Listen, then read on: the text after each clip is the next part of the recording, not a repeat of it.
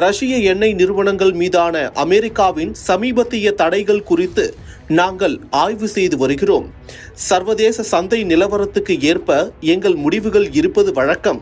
எரிசக்தி குறித்த கேள்விக்கான எங்கள் பதில் மற்றும் நிலைப்பாடு நன்கு அறியப்பட்டதாகும். எங்கள் 140 கோடி மக்களின் எரிசக்தி தேவைகளை பூர்த்தி செய்வதற்கு ஏற்ப அவற்றை மலிவு விலையில் பெற வேண்டும் என்பதே எங்கள் நிலைப்பாடு. ஈரானின் சபாஹர் துறைமுகத்தின் மீது அமெரிக்கா தடை விதித்துள்ளது. அமெரிக்க தடைகளுக்கு 6 மாத காலத்துக்கு இந்தியா விலக்கு பெற்றுள்ளது. அமெரிக்காவுடனான வர்த்தக பேச்சுவார்த்தைகள் தொடர்ந்து நடைபெற்று வருகின்றன. நாங்கள் தொடர்ந்து இதில் ஈடுபட்டு வருகிறோம். சில இந்திய நிறுவனங்கள் சீனாவிடம் இருந்து அரிய பூமி தாது பொருட்களை இறக்குமதி செய்வதற்கான உரிமங்களை பெற்றுள்ளன. தற்போது அமெரிக்க அதிபர் சீன அதிபருடன் பேச்சுவார்த்தை நடத்தியுள்ளார்.